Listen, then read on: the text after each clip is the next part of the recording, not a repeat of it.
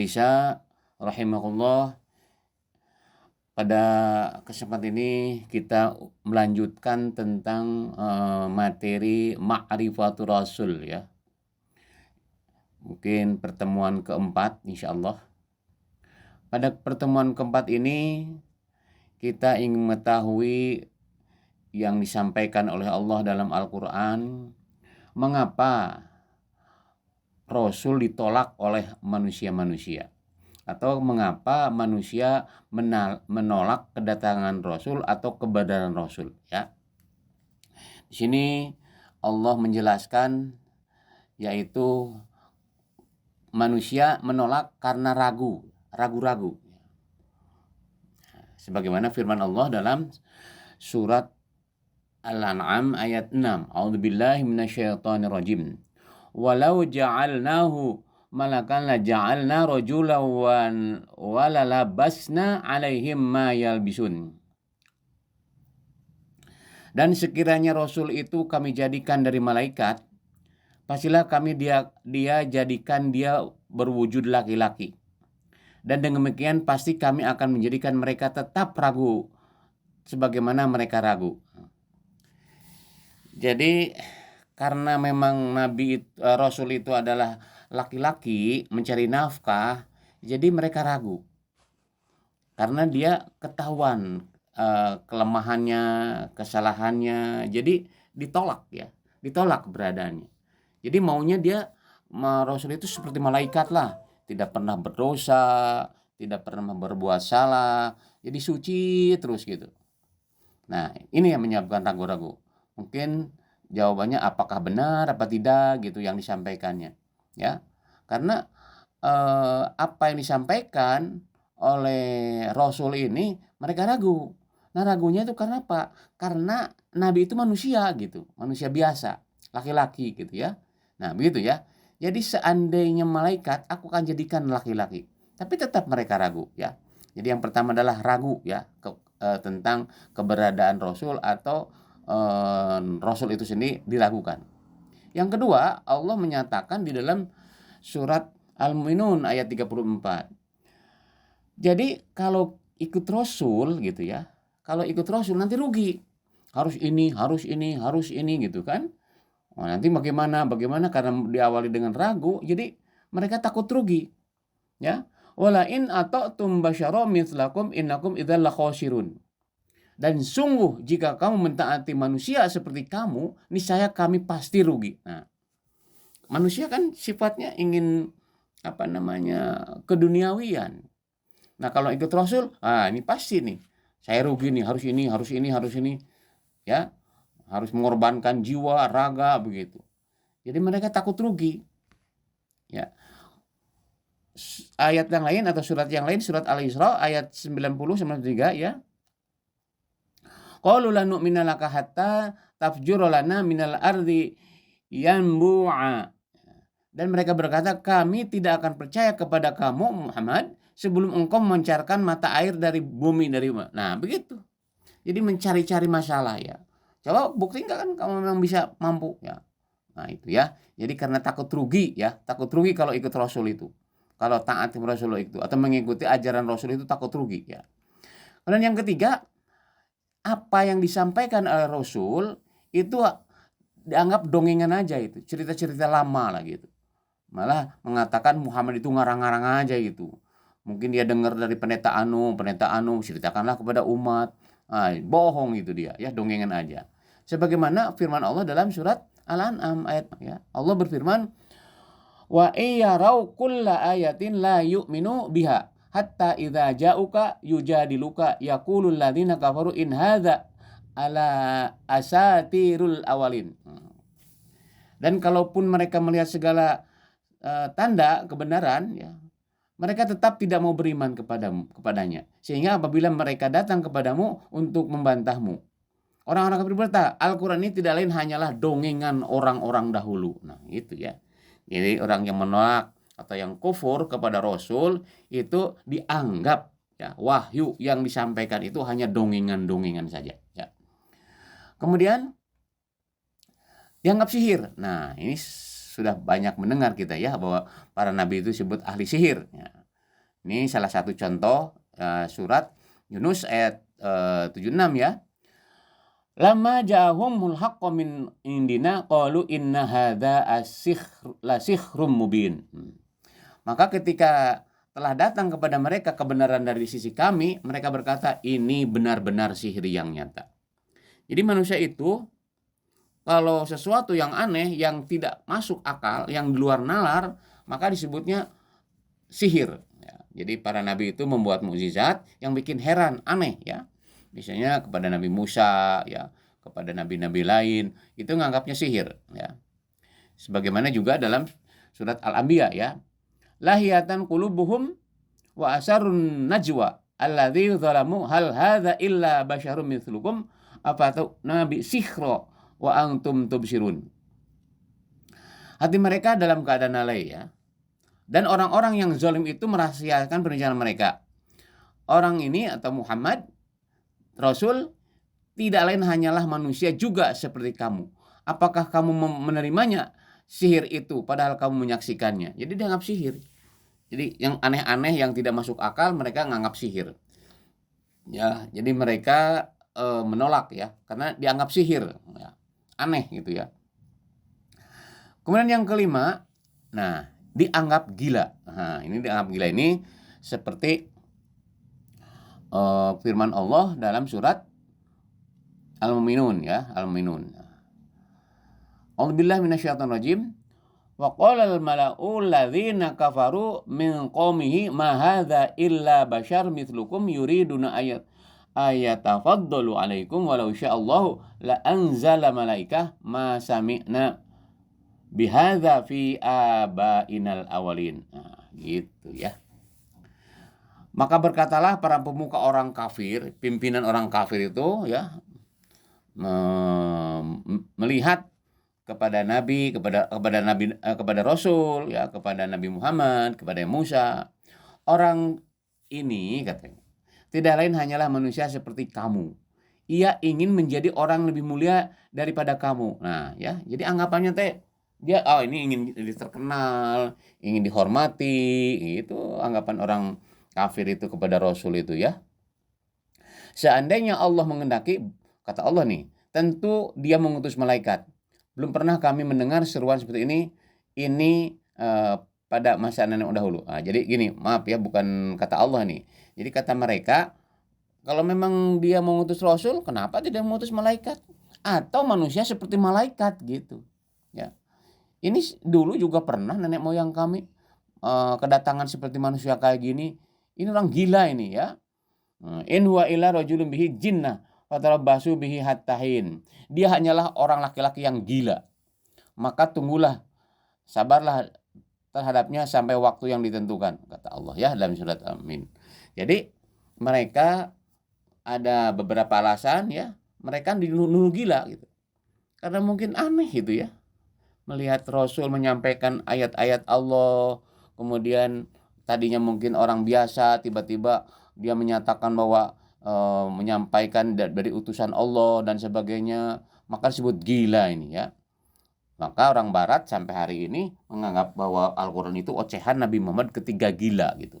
Ngigau dia. Luar biasa ya. Majnun gitu ya. Mereka disebut majnun. Naudzubillah min dzalik ya. Kemudian dituduh sesat. Jadi ajaran baru nih, kira-kira begitu ya. Apa kata Allah dalam surat Al-Mulk ya? Allah menyampaikan itu ya. Maka kita bagaimana tahu kalau Allah tidak menyampaikan? Kita tidak pernah hidup bersama Nabi Muhammad ya, tidak pernah bersama Nabi Musa, Nabi Isa dan sebagainya. Tapi Allah menyampaikan firman itu agar kita tahu ya, agar kita tahu bahwa orang-orang kafir itu seperti itu anggapannya ya. Jadi kata-katanya direkam sama Allah ya. Nah, jadi kata mereka ya, qalu bala qad ja'ana nadhir fakadzabna wa qulna ma nazzalallahu min syai' in antum illa fi dhalalim mubin. Jadi ketika Allah menanya kepada orang-orang kafir waktu di dalam neraka, waktu mau masuk neraka ya, apakah sudah datang gitu ya kepadamu seorang nadhir, seorang rasul memberi tentang hari ini ya. Mereka jawab sudah. Hanya begini, mereka nganggap bahwa dulu ada memang seorang pemberi peringatan, dia ngomong ngoceh gitu ya, mengajarkan kami untuk apa namanya, untuk untuk beribadah hanya kepada Allah. Nah, itu kan bohong itu, gitu ya. Kemudian kata mereka, kami mendustakan ya. Nah, padahal itulah kamu sesat ya. Jadi padahal itu Rasul diutus oleh Allah untuk menyelamatkan mereka ya, kaum musyrikin tadi. Tapi mereka nyebutnya sesat ini, aliran sesat nih. Orang ekstremis gitu ya, atau subversif, macam-macam tuduhannya itu. Pokoknya sesat ini ya. Jadi ini banyak orang yang menuduh kepada orang yang membawa kebenaran ini disebut orang sesat gitu ya, gitu. Sampai hari ini ya, sampai hari ini kalau ada orang yang menyampaikan tentang kebenaran, mereka nyebut ini aliran sesat. Padahal belum tentu ya. Jadi dari dulu zaman Rasulullah juga begitu. Ini aliran sesat gitu ya. Kemudian pendusta. Selain disebut gila ya, kena sihir, juga menuduh pendusta ya. Jadi Rasul itu dituduh pendusta. Qala al-mala'ul ladzina kafaru min qaumihi inna lanaraka fi safahin wa inna lanadzuka minal kadzibin. Pemuka-muka orang kafir dari kaumnya berkata, sesungguhnya kami memandang kamu benar-benar kurang waras dan kami kira termasuk orang-orang yang berdusta. Itu tuduhannya. Ini kepada Nabi itu ya, kepada Nabi ya, kepada Rasul. Jadi tuduhannya gitu ya, kurang waras, pendusta, sesat, begitu ya. Qalu ma antum illa basyarum mithluna wa ma anzalar rahman min syai'in il antum illa takdzibun. Dan surat Yasin ya yang sering kita baca, diulang-ulang gitu ya. Setiap malam Jumat nih bagi orang yang suka membacanya, dibaca ayat ini. Ya, apa kata firman Allah ya, firman Allah dalam Al-Qur'an. Ya begitu ya. Mereka penduduk negeri menjawab, kamu ini hanyalah manusia seperti kami. Dan Allah yang Maha Pengasih tidak menurunkan sesuatu apapun, kamu hanyalah pendusta belaka. Pendusta ya. Pada Rasul nih ya, kepada Nabi aja didustakan, apalagi Rasul ya. Ya Rasul atau pelanjut kerasulan ini akan disebut sama juga ya, sebut pendusta ya. Pendusta atau sihir sama ya sebenarnya kalau kita memperhatikan masyarakat yang saat ini ya, artinya tidak berbeda ya. Kemudian dituduh subversif. Nah, ini nih. Ini sering ya. Kalau ada orang yang ingin menegakkan kalimat Allah, firman Allah, hukum Allah, maka disebut subversif. Sejak dulu itu, ya, sejak dulu. Nih, contohnya kepada Nabi Soleh ya, Allah menyampaikan bagaimana sikap kepada Nabi Soleh pada saat itu. Qalu ya Soleh, qad kunta fina marjua qabla hadza atanhana an na'budu ma ya'budu abauna wa inna la fi syakkim mimma tad'u ilaihi murib. Nah, mereka kaum Samud ya berkata, wahai Soleh, sungguh engkau sebelum ini berada di tengah kami merupakan orang yang diharapkan. Mengapa kamu melarang kami menyembah apa yang disembah oleh nenek moyang kami? Sungguh kami benar-benar dalam keraguan dan kegelisahan terhadap apa yang dibawa oleh engkau, yang diserukan kepada kami. Nah, sama ya. Bahasa-bahasa ini direkam oleh Allah. Kenapa direkam? Biar jadi pelajaran bagi manusia setelahnya. Hampir sama ya. Misalnya ada orang baik-baik tadinya ya Nabi Muhammad kan juga disebut Al-Amin kan. Tiba-tiba Nabi Muhammad memproklamirkan bahwa ana Rasulullah ilaikum. Wah, udah dikenal ya ceritanya bahwa bagaimana Abu Jahal itu ya, Abu Lahab itu nunjuk-nunjuk ke Nabi Muhammad, wah, bahwa kamu sebenarnya ini ada sesuatu, udah tuduhan macam-macam lah ya. Jadi ini yang paling ngeri itu disebut subversif ya. Kenapa subversif? Ya tadi ya. Nih lihat. Qala ji'na litukhrijana min ardina bisihri ya Musa. Ya. Kalau tadi tidak samar-samar ya. Tapi ini kalau kegelisahan apa yang engkau seru. Masa kita menegakkan kalimat Allah? Kita kan sudah punya ada hukum nih. Hukum nenek moyang dan sebagainya. Tiba-tiba kamu mengajak untuk menegakkan hukum Allah. Nah, itu gelisah kan? Sama juga Nabi Musa ya. Qala ji'tana litukhrijana min ardina bisihri ya Musa. Firaun berkata, apakah engkau datang kepada kami untuk mengusir kami dari negeri kami dengan sihirmu, wahai Musa? Nah, gitu ya. Takut terusir dia. Jadi mereka kalau menganggap pembawa risalah ini yang membawa kebenaran, menegakkan kalimat Allah, sebutnya akan diusir. Bayangan mereka begitu. Jadi kalau hukum Islam berlaku, maka dia akan diusir, disembelih gitu. Padahal tidak. Sebagaimana Rasulullah dulu waktu Futuh Mekah ya, orang kafir pada saat itu yang menentang Rasulullah, tidak. Malah begini, wahai siapa yang berkumpul di rumah Abu Sufyan, ya, selamat. Ya, kan itu Rasulullah. Siapa tuh Hindun ya. Hindun itu kan istrinya itu Abu Sufyan itu. Apa? Kan waduh bagaimana Rasulullah sakit hatinya ya ketika Pamanda Hamzah disembelih, dibongkar dadanya, kemudian hatinya dimakan-makan, dicincang-cincang. Wah, panas Rasulullah itu. Ya, karena apa? Membunuhnya sadis begitu dan sebagainya. Tapi ketika Futuh Mekah, apa coba? Rasulullah tidak marah. Ke Hindun tidak. Tangkap tuh Hindun, bunuh gitu. Enggak begitu. Karena Islam mengajarkan tidak dendam, ya. Rahmat Islam itu. Ya. Tapi ini juga gitu. Subversif apa kayak macam-macam, ya. Nah, ini ya, kedatangan pembawa risalah ini disebut subversif. Kemudian diusir ya. Ya jelas kalau dianggap ekstremis, fundamentalis, apalagi misalnya subversif, wah diusir ya.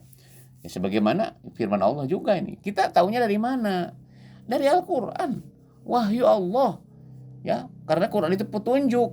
Bukan petunjuk untuk sholat saja, untuk ritual saja, tapi juga petunjuk bagaimana sikap mereka terhadap Rasul. Nah, mereka terhadap Rasul begini sikapnya. Siapa itu Rasul? Untuk tegaknya kalimat Allah. Ya, itu kan risalah begitu. Tujuan pokok Nabi Muhammad atau para Rasul liyudhirahu ala dini kulli. Nah, dia melaksanakan tugas itu. Disebut subversif, diusir ya. Bagaimana firman Allah ini ya, surat Al-A'raf 88 ini ya, dan yang lainnya. Qolal mala'ul ladzina istakbaru min qaumihi linukhrijanaka ya Syu'aib walladzina amanu ma'aka min qaryatina aw la ta'udunna fi millatina qala aw la kunna karihin. Nah, jadi pada saat itu ke Nabi Syu'aib nih ya. Nabi Syu'aib misinya apa coba? Karena pada saat itu ya masyarakat itu sudah korupsi lah ya, mengurangi kesokatan ya dalam jual beli, jadi licik gitu ya. Ya kata saya jangan ya. Nah, beda misi-misi para nabi itu berbeda-beda. Kalau Nabi Syuaib sebenarnya masalah ekonomi. Karena di situ korupsi sudah merajalela di tingkat atas, di bawah ya. Jadi yang cari untung saja gitu. Jadi kalau dia jual timbangannya dikurangi, kalau beli banyak, itu intinya korupsi lah. Kalau bahasa kita korupsi. Nah, ketika dia menyampaikan bahwa korupsi itu dosa, penyebab masuk neraka, wah itu marah dia ya. Wahai Syuaib, pasti kami usir engkau bersama orang yang beriman di negeri kami. Kecuali engkau kembali kepada ajaran kami, aturan kami. Saya berkata, jawab sama Syuaib, apakah kamu mengusir kami karena kami tidak suka? Nolaklah. Dia diutus oleh Allah Subhanahu wa taala dan untuk menyelamatkan bangsa itu, kaum itu daripada azab Allah, ya, dari azab Allah, maka dijajaklah mereka, disuruh, wahai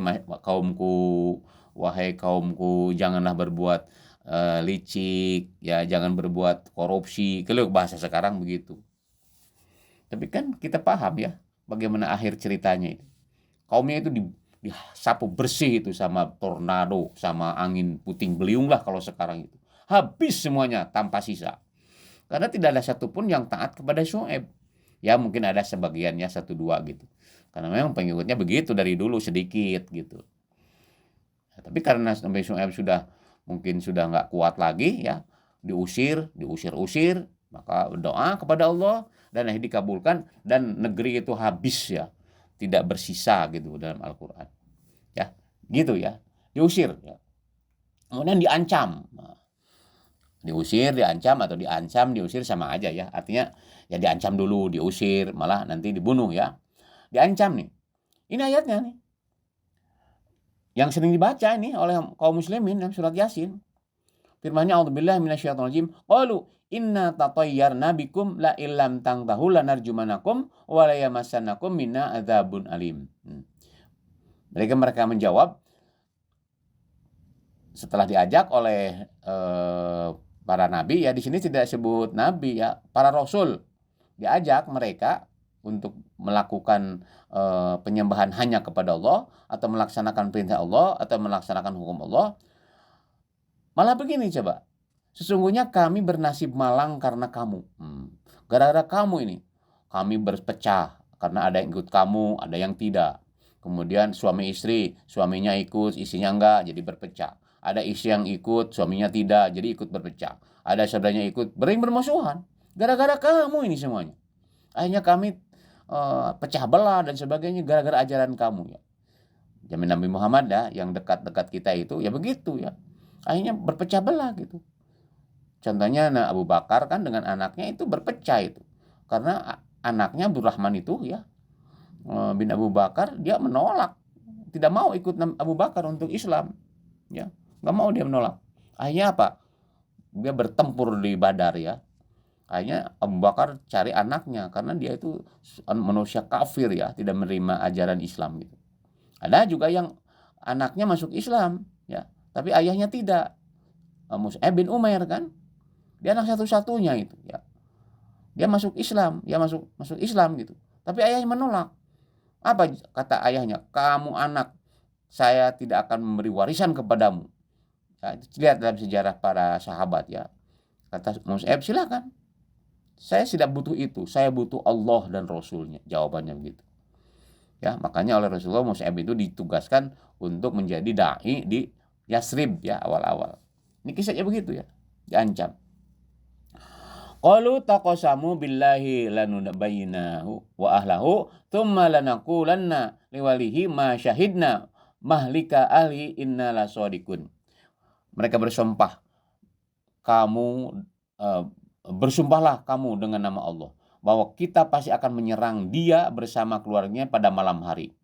Kemudian kita akan mengatakan pada ahli warisnya bahwa kita tidak menyaksikan kebinasaan keluarga itu, dan sungguh kita akan orang yang benar. Nah, ini kaum kafirin, kaum musyrikin untuk membunuh para nabi ya.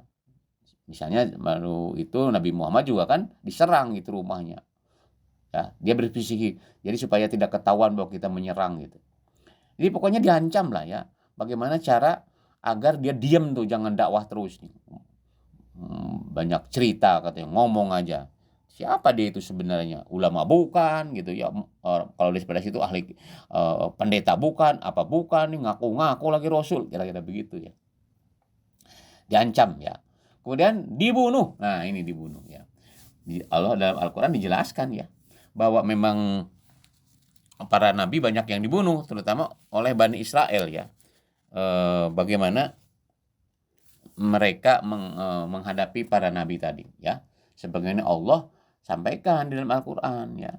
Laqad akhadna mitsaqa Bani Israil wa arsalna ilaihim rasula kullama ja'ahum rasul bima la tahwa anfusahum fariqan kadzabu wa fariqan yaqtulun. Ini berita Allah ini ya. Bukan berita dari mana-mana ini, karena memang begitu kelakuan mereka terhadap Rasul ya. Sesungguhnya kami telah mengambil perjanjian dari Bani Israel dan telah kami utus mereka rasul-rasul, tetapi setiap rasul datang kepada mereka dengan membawa apa yang tidak sesuai dengan keinginan mereka. Mereka sebagian rasul itu mereka dustakan dan sebagian mereka bunuh. Ya, nabi dan rasul. Jadi kalau tidak suka dibunuh ya. Atau diusir, atau dicaci maki, atau disebut dusta, banyak lah. Jadi itu kenapa menolak? Ya karena itu tadi. Ajarannya tidak sesuai dengan pendapat mereka, otak mereka, ajaran mereka, itu ya falsafah mereka. Maka disebut sesat, dibunuh, diusir, disebut subversif, dan seterusnya. Ya. Kemudian intinya, ini yang ke-12 ini adalah intinya. mereka menolak adanya Rasul, adanya pembawa risalah, adanya pelanjut risalah, adanya orang yang ingin menegakkan kalimat Allah, itu ditolak. Intinya itu. Nah, digambarkan oleh Allah dalam surat Al-Qasas ini. Falamma ja'ahumul haq min indina qalu laula uti mithlu ma utiya Musa awalam yakfur bima utiya Musa min qabl qalu sahrani tadhahara wa qalu inna bikulli kafirun. Sadaqallahul azim. Jadi ini Allah menyampaikan mereka telah datang kepada maka ketika telah datang kepada mereka Al-Qur'an atau wahyu Allah dari sisi kami, mereka berkata, ini kepada Nabi Muhammad ya, ini hitobnya Nabi Muhammad. Mengapa tidak diberikan kepadanya Muhammad seperti apa yang telah diberikan pada Musa dahulu? Alasannya gitu aja, padahal waktu Nabi Musa dia nolak. Datang Nabi Muhammad nolak lagi, alasannya sama gitu. Jadi banyak alasan, intinya menolak, intinya begitu ya. Dia Nabi Muhammad, kenapa menolak Nabi Muhammad? Nggak seperti dulu Nabi Musa, gagah dan sebagainya gitu, atau apalah sebut-sebut, intinya menolak ya. Banyak kan alasan kenapa Nabi Muhammad ditolak oleh kaum Israel. Karena apa? Tidak satu keturunan, dia bukan anak Ishak. Itu alasannya. Ada lagi yang seperti tadi, tidak seperti Musa. Jadi banyak alasannya kepada Rasul kita ini Nabi Muhammad ya. Nabi Muhammad begitu ya, dalam Al-Qur'an banyak cerita. Dan ini memang wahyu diturunkan Nabi Muhammad ya. Jadi Allah menceritakan tentang kisah Nabi dulu ya, bagaimana mereka atau para Rasul dahulu ditolak oleh mereka ya.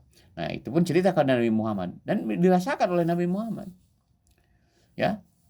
Maka kata Allah, bukankah mereka itu telah ingkar juga kepada apa yang diberikan kepada Musa dahulu? Nah, dibaliklah sama Allah.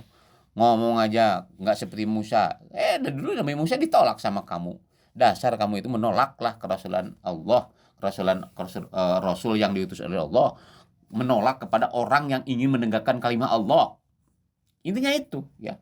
Maunya apa? Hukum manusia aja yang dipakai, karena itu lebih baik. Hebat. Kalau Islam itu hanya dongengan, udah macam-macam lah ya.